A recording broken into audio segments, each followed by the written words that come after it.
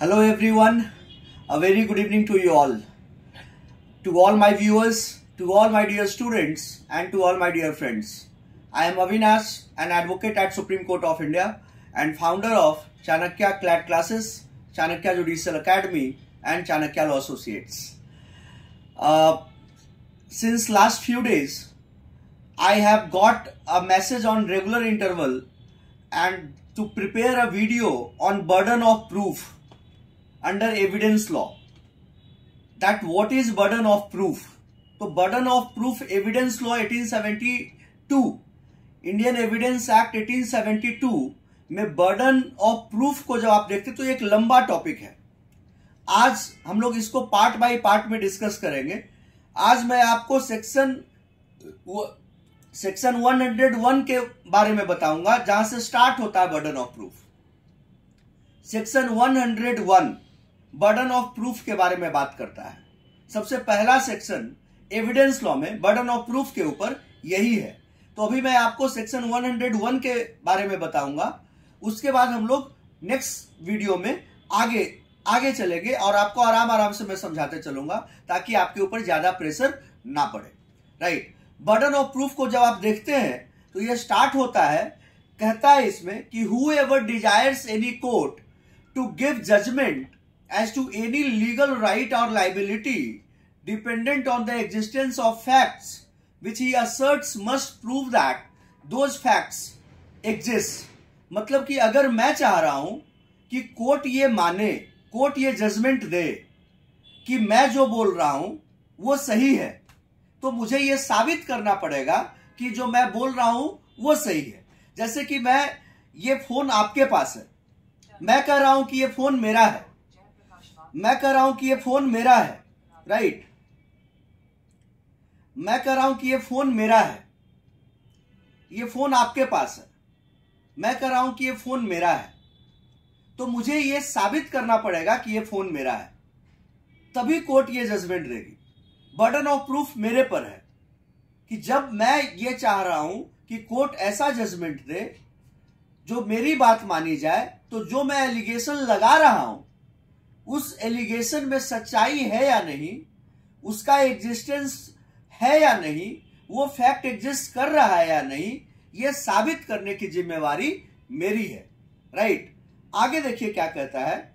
आगे कह रहा है कि when a person is bound to prove the existence of any fact, it is said that the burden of proof lies on that very person. बिल्कुल सही है कि जब आप कोर्ट से ये चाह रहे हैं कि कोर्ट आपके फेवर में जजमेंट दे, आप चाह रहे हो कि जो आप बोल रहे हैं वो सही है और जो आप एलिगेशन लगा रहे हैं, जो आप चार्जेस लगा रहे हैं वो सही है, तो आपको ये साबित करना पड़ेगा कि जो आप बोल रहे हैं उसमें सच्चाई है.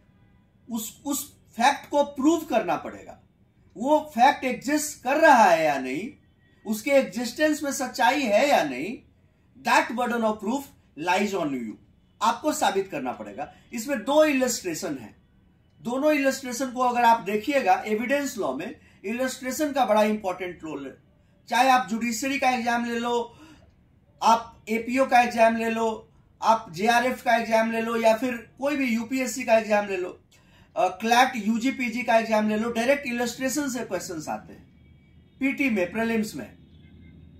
तो इन दोनों इलस्ट्रेशन को हम लोग देखेंगे और उस इलस्ट्रेशन के बाद पॉइंट और भी क्लियर हो जाएगा. आप और बेहतर तरीके से समझ जाओगे कि मैं क्या कहना चाह रहा हूं, क्योंकि जो इलस्ट्रेशन है that will complement what I have described you right now. पहला इलस्ट्रेशन है that A desires a court to give judgement that B shall be punished for a crime which A says that B has committed. A must prove that B has committed the crime. अगर मैं चाह रहा हूं कि court B को सजा दे, मैं कह रहा हूं कि B ने क्राइम कमिट किया है, तो जिम्मेवारी मेरी है, बर्डन ऑफ प्रूफ मेरे ऊपर है कि मुझे इस बात को साबित करना पड़ेगा कि B ने क्राइम किया है. अगर मैं कह रहा हूं कि बी ने क्राइम किया है और बी को सजा मिलनी चाहिए, मैं कोर्ट से ये जजमेंट डिमांड कर रहा हूं, तो मुझे साबित करना पड़ेगा कि सामने वाले ने क्राइम किया है. सामने वाले ने क्राइम किया है, ये जिम्मेवारी, ये बर्डन ऑफ प्रूफ मेरे ऊपर है. पहला इलस्ट्रेशन यही है, काफी सिंपल है।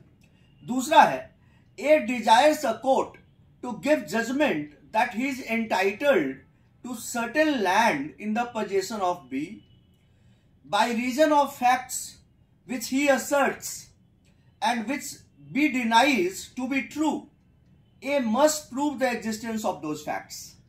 काफी क्लियर है। इसमें कह रहा है कि ए, मैं चाह रहा हूं कि जो जमीन आपके पोजीशन में है, जो जमीन पे कब्जा आप किए हुए हैं, वो जमीन कह रहा हूं कि मेरी है। मैं कह रहा हूं कि वो जमीन मेरी है, आप कह रहे हो कि वो जमीन आपकी है। मतलब आपका कहना है कि वो जमीन मेरी नहीं है। मेरे बारे में नाम दे देता हूं और ज्यादा समझोगे। एक्स कह रहा है कि वाई जिस जमीन पर है, वाई ने जिस जमीन पर कब्जा कर रखा है, वो जमीन एक्स की है, मतलब मेरी है। और वाई कह रहा है कि एक्स झूठ बोल रहा है, इसमें कोई सच्चाई नहीं है, ये जमीन वाई की है, एक्स की नहीं है। और एक्स कह रहा है कि मेरी है।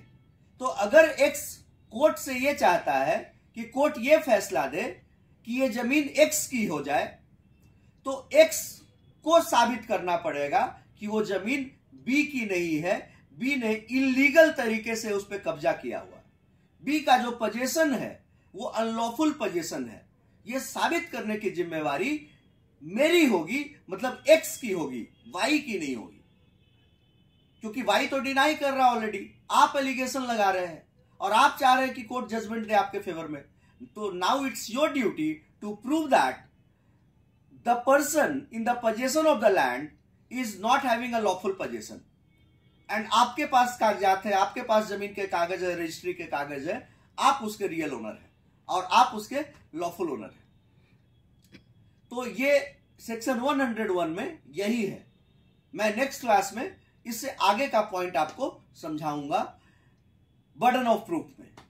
ठीक है, सेक्शन 102 को। सेक्शन 101 में इतना ही है। Stay tuned for all the relevant updates, all the legal terminologies coming your way, right? किसी भी टॉपिक पर दिक्कत हो लॉ में, आप प्लीज मैसेज करिए। I will be happy to answer. I will happy to prepare a video with so much of conceptual clarity, with so many illustrations and case laws, and will make sure that you understand it in totality. Thank you everyone for watching me. Jai Hind.